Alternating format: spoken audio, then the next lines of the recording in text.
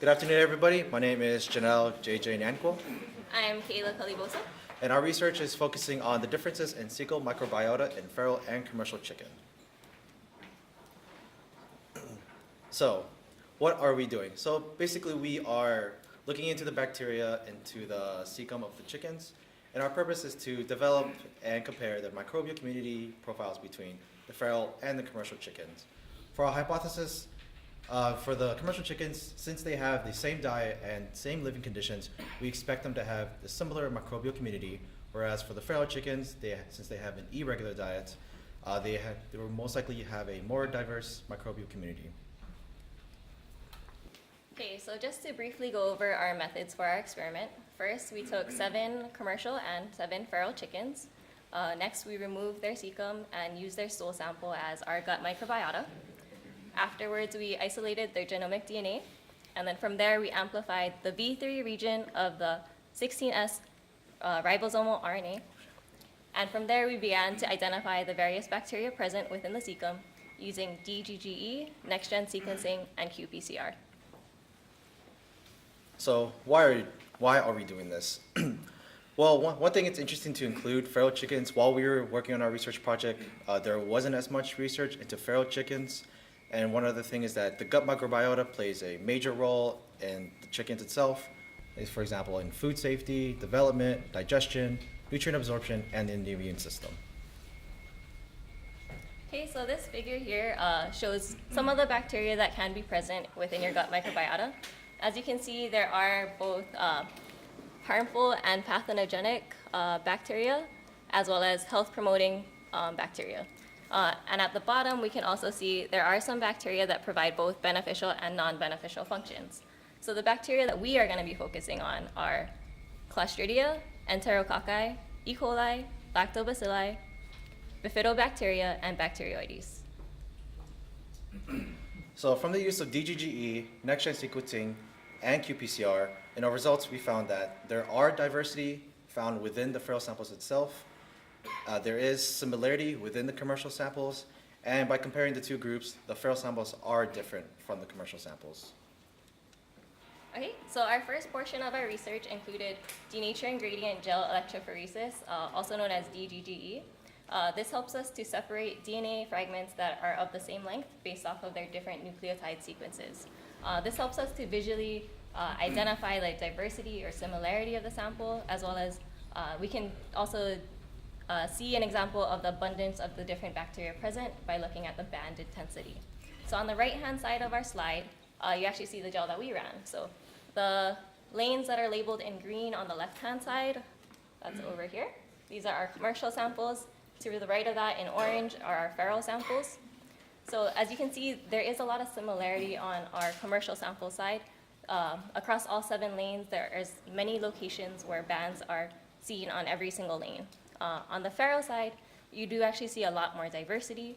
There's very few locations where bands are seen on every single sample at the same location. And from there, we use a program called GelJ to create a dendrogram. A dendrogram looks at the location of the bands to display relatedness. So looking at the top half of the dendrogram, for the feral samples, as you can see, some are closely related to each other, whereas for these two and these 2 brackets, these 2 samples and these 3 samples. But looking at the feral samples as a whole, they are not closely related to each other, whereas for the commercial samples, the bottom half of the dendrogram, they are closely related to each other. Okay, the next portion of our research included next-gen sequencing, which is an efficient method of sequencing that helps to increase speed, accuracy, and the throughput. It's also helpful in in studies of microbial diversity, which is good for us because we're creating a microbial community profile. For us, we targeted the V3 and V4 region of the 16S ribosomal RNA, which is also shown on the screen here. From there, we collected a hierarchical cluster for our next-gen sequencing results, and this displays the relatedness of each genus level bacterium displayed by colors. So starting with the feral samples, in the top part of the column, as you can see, they're pretty closely related to each other. The blue color represents Megamonas, and in the middle of the columns for the feral samples is light blue, which is Bacteroides. And looking at the commercial samples, On the right side, the top part of the columns are pinkish color, so that represents Blaudia. And in the middle of the columns, it's orange. It represents Cecal bacteria. So similar to our dendrogram that we also showed, this also reinforces the grouping together of the commercial samples to each other and the grouping together of feral samples to each other, but not as closely related to each other as the commercial samples are. This graph also shows the averages of the most abundant bacteria found within our feral samples as well as our commercial samples.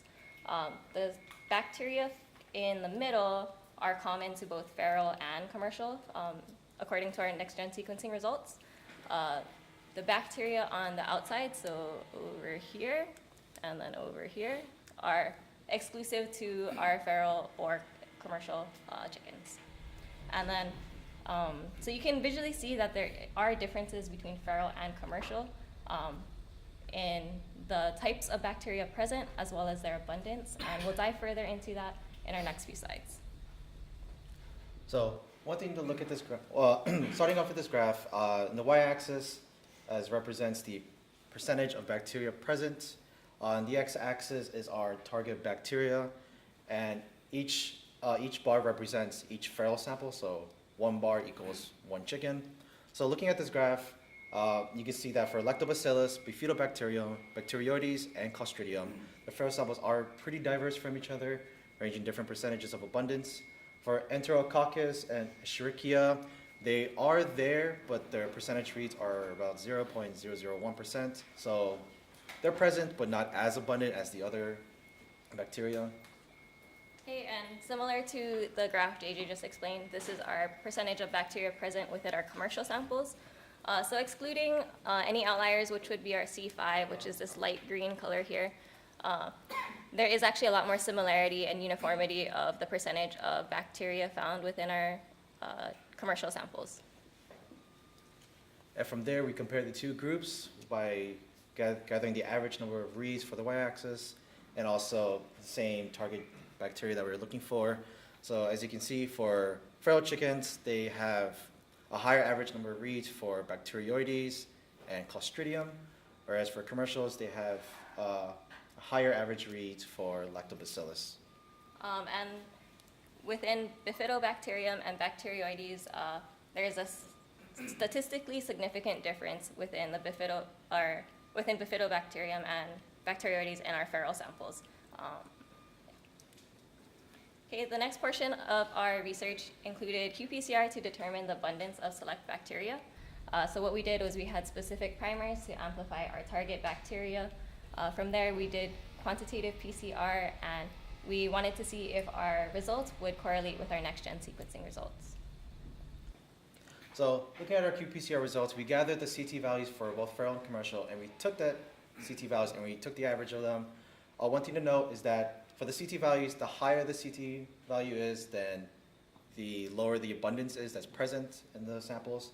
And one thing to note, there is no amplification for Bifidobacterium bifidum, Salmonella enterica, and Listeria, although this was expected with our next-gen sequencing result because they were not present. So looking at the data, as you can see for the feral CT values, they're generally slightly higher than the commercial samples, so that means that they are slightly less abundant in terms of for Lactobacillus and both E. coli for UIDA gene and the TUF gene. And then just to also note, these are just the raw CT values so far. Okay. So next, we normalized our CT values for further analysis, and we're basically just going to focus on the bacteria that did amplify. So we're looking at Lactobacillus acidophilus and E. coli with the UIDA gene and the TUF gene. So here we can see that statistically feral samples have less abundance of Lactobacillus acidophilus than in our commercial samples. And there is no statistical difference between the amount of E. coli present in feral or commercial chickens regarding either gene. And from there, the results, we can conclude that there is diversity found within the feral samples, and for the commercial samples that there is some similarity within the samples itself. And comparing the two groups to each other, the feral samples are different from the commercial samples. And we just want to take the time to say a special thank you to Dr. Nupane, Dr. K, and Dr. Jha, without whom we would have many, many questions and be very confused. And also for the funding from the IDEA program and National Institute of General Medical Science. Thank you.